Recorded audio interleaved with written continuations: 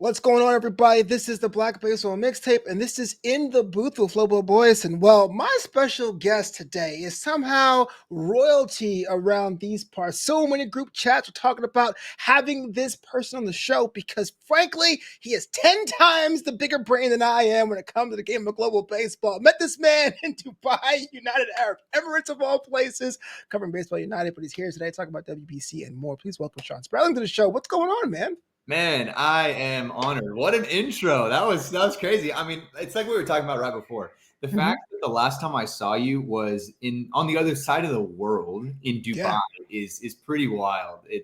So we've come a long way from then, that's for sure. Yeah, we did cover the original Baseball United All-Star Class. How did that work out for you? I told the story a bunch of times in the show that we got Cash on our show, Cash Shake, like 3 weeks before. We were the last ones to be invited, and it was kind of like, will we even make it there in time? But what was that phone call for you? Like, was it like, is this spam? Do you want me to go where? 100%. No, I had to talk with my wife like 5 times about it. I was like, okay, I don't know if this is actually happening up until like maybe 3 days before we left. And it was like, still like, we don't have flights. We don't know when we're going. It ended up working out. It was all legit. I think just the fact that Cash is like very trustworthy. Like him and I got to talk about it beforehand, which was comforting. Cause I was like, it feels like a scam. Like, yeah, you get to go to Dubai, you get to cover baseball and we're going to pay you for it. That's like, I mean, that's crazy, but it worked out great, and he has my full support. So it was. And they fed us on Thanksgiving, so it was pretty cool. Yeah, and we were there on Thanksgiving. I had curried turkey. The one thing I thought was pretty cool about you, and it kind of transfers to today's discussion, is that all of us flew in there with our phones locked and loaded, ready to roam, but you didn't. You were working solely on Wi-Fi, but at the end of the week, your production was more than most of the team. So talk to me about the baseball hustle, man. How does your eyes see the field? When did you realize you touched down? It was time to work. Talk to me about the work ethic. Man, that's a great question. It's funny that you noticed that because I really did kind of fall into like baseball content on Twitter, sort of not by accident because it was very intentional that I knew I wanted to like do baseball for a living. I loved baseball, but I had no experience in social media content. So kind of like the backstory of it is so I went to school for sport management and business. I always knew I wanted to like work in business and in sports, specifically baseball. But the sports industry is like incredibly tough to get into. It's very competitive, very low paying. They always make you start from the ground up. And so I was married in 2021. Like I couldn't just get a low paying job that like just to say I got into the sports industry. So I actually worked at Apple for 5 years, doing more or less like a tech support, administrative role. All the while starting to like learn more about social media content, how to cover baseball from like the media side of things. But the love for this side of baseball that I'm sure we'll talk about, the international side of baseball and the World Baseball Classic, honestly started with watching the World Baseball Classic in 2017. But even more so, it started from my trip with my wife. She's from Brazil, going to visit her family in Brazil when the World Cup was happening. I had never seen anything like that sporting atmosphere in the US, other than maybe like the peak of like college football in the US, like that culture. Right. Similar to like how that's like the closest comparison I could make to like what Brazilian soccer looked like on the World Cup stage. It was like the entire country shut down for a month. Like businesses were like going under because of how no one was working. Like that's how much of a party it was for a month. And I was like, man, if baseball had anything like this, it'd just be the most fun thing ever because I could combine my favorite sport with like the global atmosphere, like global, like getting your whole country to like support one thing is just like, to me, super cool, especially in a country that is like a lot of people have different opinions on how things should go and how things should run. But when you have like Team USA on your chest, like everybody kind of comes together to support that, sort of like the Olympics. Yeah. So that's sort of how I fell into that side of it. But the social media content, like I didn't know how to do any of that. So back in 2022, when the MLB decided to like announce that the WBC was returning in 2023 after the delay for COVID, I started doing a bunch of research because I was like, oh, sick. Like this tournament is like pretty much what I want, like a World Cup for baseball. But there was no info out there whatsoever. Like no one was talking about teams. No one was talking about rosters. All I could find is like Mike Trout said he wanted to play. And that's all we knew, because no one else in English, I'll give that caveat, because there were like Japanese like media that were covering the Japanese team, or Dominican media was covering the Dominican team, but no one was covering all 20 countries in English or in any one country, in any one language. So I kind of took it upon myself. I was like, I come from a like sports business schooling background. I'm just going to do a deep dive and learn how to do social media content. I sort of did it the opposite way. Most people start on Instagram. I started on Twitter. So I grew all my following on Twitter. Now I'm doing Instagram, but people just fell in love with seeing like the conversations that would come from World Baseball Classic content. So I made dream teams, like the best possible team for every country, all 20 countries in the WBC. I put together like graphics with my like very limited graphic design skills of like the lineups that you could see. It's better than mine. And all of that leading up to the WBC in 2023. So I went from like, I mean, it was my personal account at the time with like 300 followers up to like 10,000 right at the beginning of the WBC in like a 3-month span, which showed me that like people just craved World Baseball Classic, like national team content. And then ever since then, yeah, I've just been grinding, trying to like do that more. I've been picking it up a lot recently, like picking up the pace since the WBC is pretty soon. A lot of late nights. I finish my day job and then jump into this. A lot of watching Japanese baseball at 3 a.m. But it's been a blast, man. Is your day job in sports, or is it like a Batman Superman thing where when the sun goes down, I gotta? Yeah, well, like I said, I did work at Apple for 5 years, trying to figure out a way how to like move laterally into the sports industry. Yeah. And thanks to my WBC content, I actually was able to get a job in the sports world. I used like my content as sort of a portfolio for a company, Warstick. It's a baseball bat company, headquartered in Dallas, Texas, which is where I live.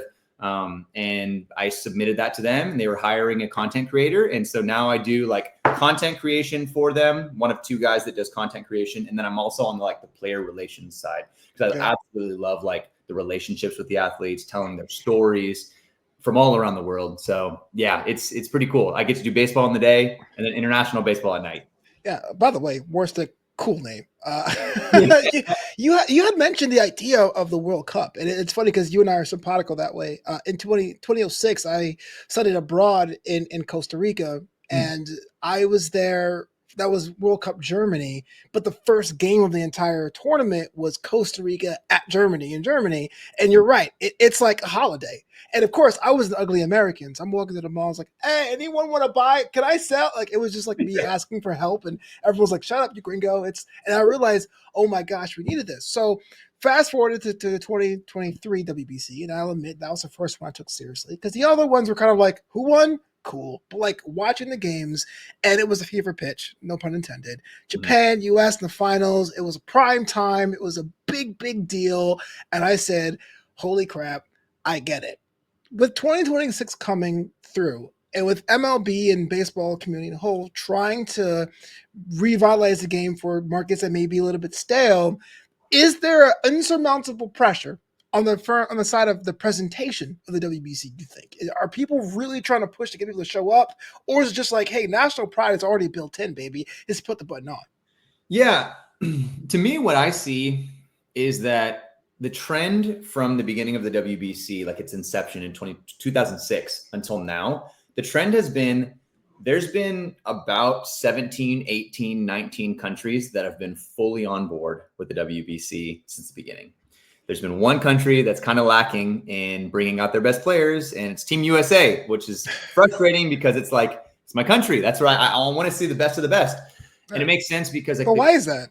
At the beginning, it was so much of injury risk issues with like, well, I don't want to play in this because then I'm going to like hurt my team if I get hurt.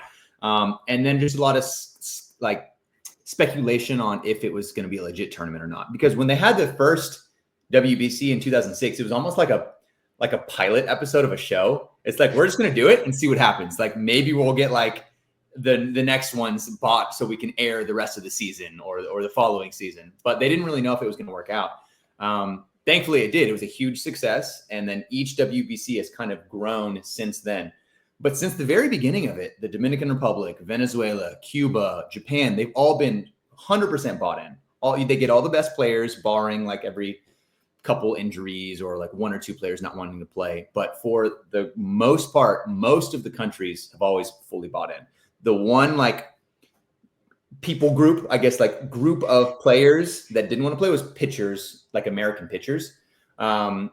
But I will say now we're starting to see that trend slowly reverse. And there's been a couple steps in the right direction over the last couple WBCs, because like you said, it was always a tournament that like the general baseball fan was like, oh, this is cool. Let's see who won. Okay, yeah, like let's watch some highlights and we move on to the MLB season. But now in 2017, that was the first big step, because it was like Team USA won. They showed it was like a legit tournament. They played against Puerto Rico. It was a super electric game in the championship. That was the first buy-in that like American fans needed. Like, oh, our country won. Like, this is really exciting. 2023 was another massive step with Team USA versus Japan. Seeing like the biggest names in baseball, like Mike Trout and Mookie Betts, harping on it every couple of weeks. Like, you got to play in this. If you have ever any chance, like you got to make sure to join us. We're going to be recruiting, all that. And then this next WBC, I think, will be another step up, because we already have one of the best pitchers on the planet in Paul Skeens already committed to Team USA. So I don't think that there's much convincing anymore that's needed. Sure. Whereas like the early WBC, I think there was some convincing that was needed from the player side, at least on the American team. But now I think everybody's pretty much bought in. Yeah, I actually finished reading David Wright's memoir, The Captain, and that was like one of his highlights of him the first time not being able to play, because you had A-Rod on the roster, and the second time was pretty much taking on the captain role, and was like so proud to be a part about that. So talk to me about the mechanics, man. You're off your day job. You got to go through what's going on. How many languages do you have to shift through? Are you fluent now? Is Google Translate stock coming out? Like, what does that look like night to night? Dude, I wish I could speak anything more than English. And honestly, it's like such a bad look that I cover all 20 countries and I can't speak any other language. Like, I'm trying my best to learn both Spanish and Portuguese, starting out there. But I know very little of both.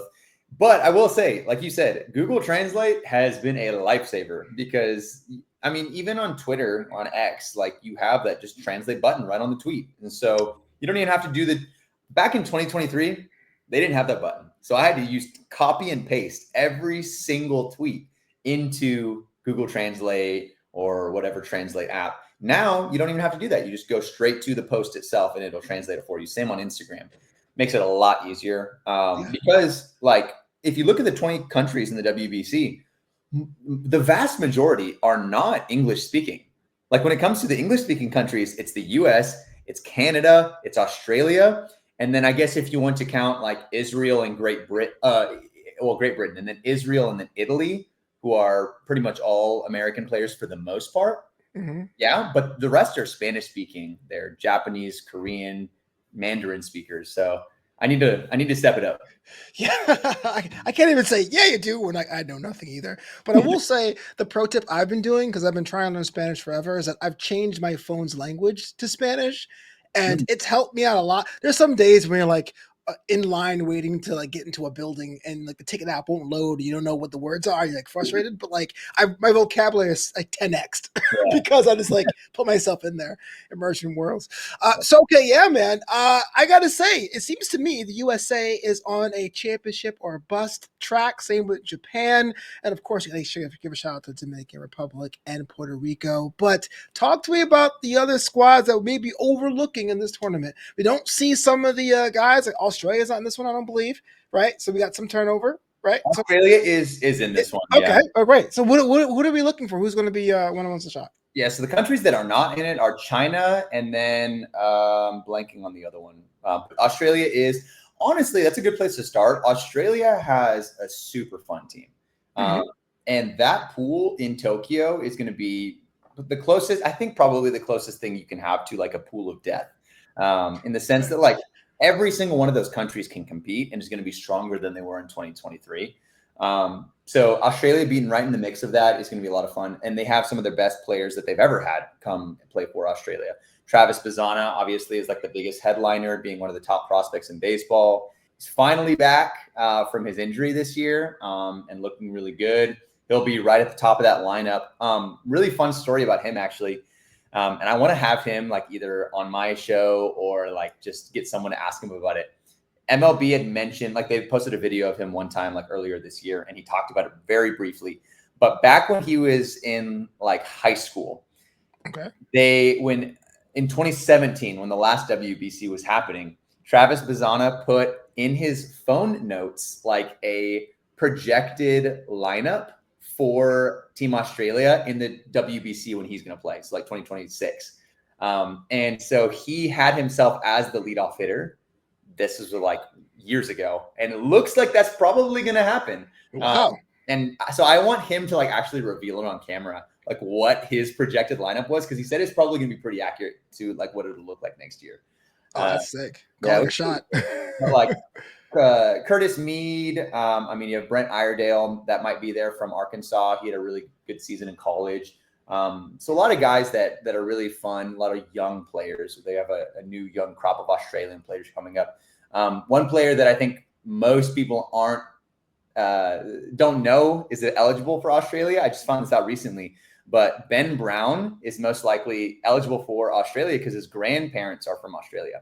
And so to have him and I think Jack O'Loughlin and one or two other big leaguers play for like the pitching staff for Australia would be pretty fun. So that's a fun team. That actually raises a question for me. What is the qualification standards? Is it 2 generations up or 3 generations up?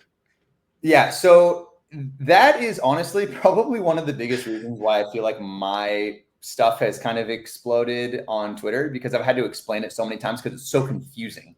Right. Because there's not like a one size fits all eligibility rule for every country. So I'll share this to you afterwards. I literally have it pulled up on my phone right now. It's all of the different like eligibility requirements to play for a country. So here they are. You are eligible to play for a country in the WBC by birthplace, citizenship, legal residency, parent birthplace, parent citizenship, eligibility for citizenship, or if you've played on a previous in a previous WBC for that country. So there's a bunch of different ways, but that all kind of boils down to like either you're from the country, your parents are from the country, or you're eligible for citizenship in that country. And that is the big like catch all for how you see all these different players playing, because citizenship laws in each country are totally different. So like in Japan, if your grandparents are from Japan, but like your parents don't have a passport and you don't have citizenship, then you can't play. Whereas like Italy, historically until recently, but like historically you could qualify for Italian citizenship as long as you could trace it back to like an Italian man since like the unification of Italy in 1860, whatever. So it's like, that's why you see like so many Italian Americans playing, or like Israel's obviously a unique one because it's all has to do with like your Jewish lineage. So there's like, it could be, it just depends on the country's eligibility. Okay. That kind of makes sense, where it's like, yeah, you don't want to like ruffle any feathers of the WBC, but at the same time, each one can be the one. But speaking of Japan, shout out to Lars News Bar. All right. So last week on the Black Baseball Mixtape, we talked about controversies. The Group D, which is currently Venezuela, Dominican Republic, Nicaragua, Israel, and the Netherlands, have some heavy hitters there, or at least some legacy names. You know, Israel's been a couple tournaments, honk ball, over the Netherlands been a couple times. So I had said that I thought my prediction alongside Venezuela was that Nicaragua was going to get out of the group. But the oversight of DR garnered a couple of chuckles from my co-host at the Black Baseball Mixtape. And here's my rationale. You let me know if I'm off my rocker. The Dominican Republic pretty much eats, drinks, breathes baseball. The individual talent, the best. I would take any one person for a home run derby or a pitcher's duel from the DR squad. But as a team, it just seems to me they always fall apart. Whereas Nicaragua went undefeated in their qualifiers, and they beat Chinese Taipei, which is also in the tournament as well. So it's not like they were in a weak group necessarily. Twitter. So I say this. Am I still crazy that I think Nicaragua can advance in this tournament over the Dominican Republic? Let's hear it. I did see that video, and I saw everybody clowning you. And I will say, just total transparency, I did join in the comments. So You did. Like, boo this man. No, I will say your reasoning is very sound. And in the WBC, in a tournament setting for baseball, like literally anything can happen. Like there in a one game, in a pool stage where you have like one game against this country, one game against this country, and you have like 4 games total to make it out of the pool stage. I mean, we saw Dominican Republic didn't make it on last tournament. So Right. like it's very possible that the Dominican Republic does not make it out of the pool stage. The reason I think it's going to be pretty tough for Nicaragua to make it out is because both Venezuela and the Dominican Republic are just so stacked. There is a pretty massive gap in my mind of like talent level from those two countries to the but to your point, the last WBC, that same pool did also have Puerto Rico. So it was like a very, very top heavy, but there were 3 countries: Puerto Rico, Venezuela, and Dominican Republic, and then it was the rest. This time, I only see 2 countries that are in that like top tier, because you have Netherlands, Israel, and Nicaragua, who I would say are roughly in the same tier to me. Sure. And so if, let's say, Nicaragua gets a win against Israel and the Netherlands, all they really need is one upset versus Dominican Republic or Venezuela to make it through. So it's definitely not out of the realm of possibility. I wouldn't bet on it, but yeah. I'm not going to bet on it, but I will buy a Dusty Baker jersey. That's what I'm going to do right now. 100%. That's what I'm doing. Again, another thing we talked about right before the show. That's the game changer. Those other teams don't have Dusty Baker. So right. And we were also talking about the fact that you are an Astros guy. Was that since day one? Did you transfer over? Did you move? Like, what was your story about being a supporter of the Astros? Yeah, so I was a fan long before any of the recent allegations or speculations, which... Recent? That was 8 years ago. I'm over it. Baseball fans should be over it. Recent, almost a decade ago. So I grew up in Austin, Texas, where there is no professional sports teams until we got a soccer team recently. But so I grew up like loving sports, but at like 5, 6, 7 years old, I started watching sports with my dad, and we didn't have any of our own teams. So I was like, I'm going to pick one team from every sport and start following that team for the rest of my life. Basically was my, I guess, reasoning as a kid.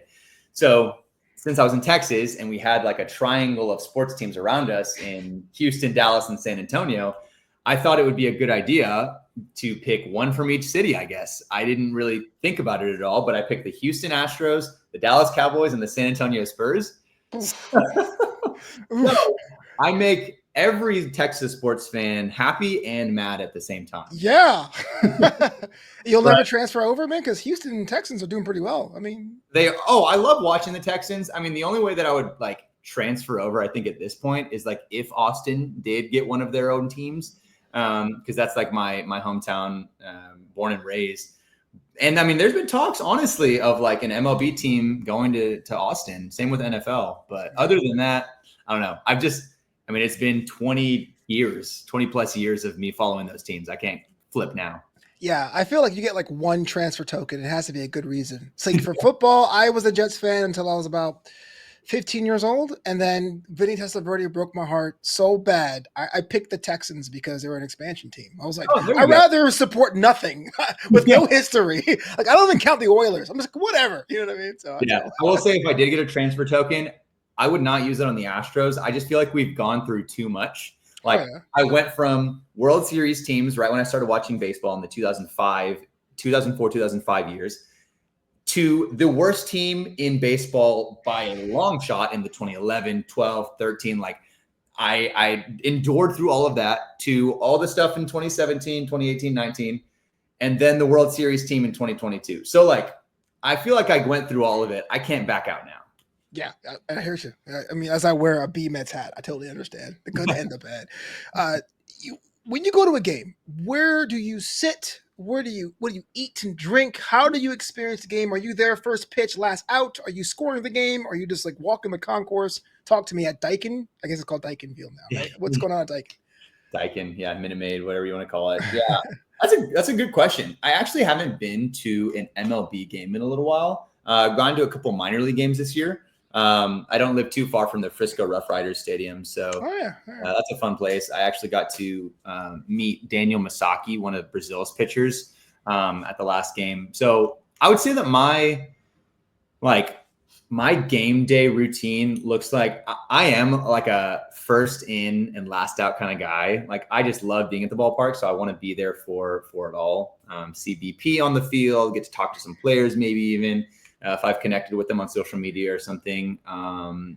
Normally I'm enjoying a hot dog, maybe a slice of pizza even, but I feel like I normally go hot dog because it's like, yeah, I mean, you just have to at a it's just like, dude, I don't understand how a burger at a hot dog burger at a game is like $20, but a hot dog's like $6. Yeah, there's some shenanigans going on in there. It's way more economical to like 2 or 3 glizzies. You know what I mean? Honestly, if I'm being 100, I'm probably eating before I go to the stadium because it's so expensive, and then just eating right after.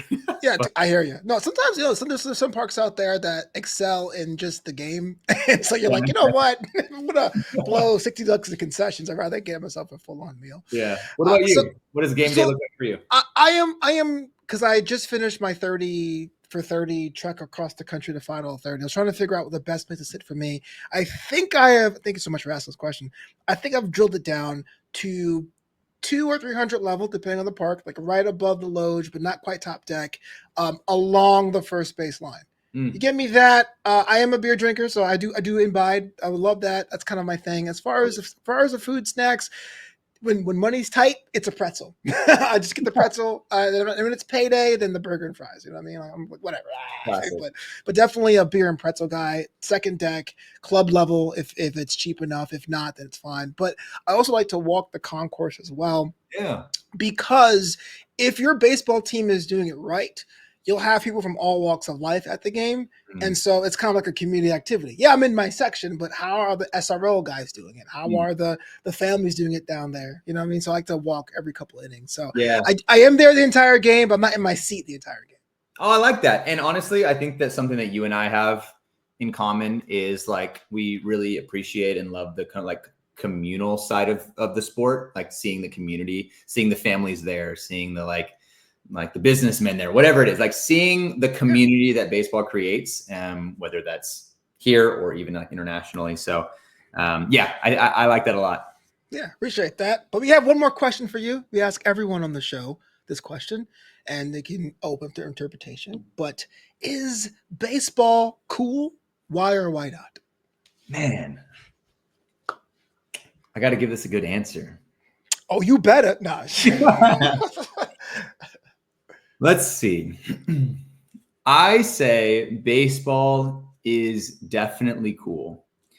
The reason for that is that you can look at it from pretty much any angle, whether it's historic or the global impact, and see that it has like a massive influence on culture. So if you want to go like the historic, like American baseball's pastime thing, I mean, maybe history is not the coolest thing, but it has clearly been cool throughout our country's history over the last 100+ years.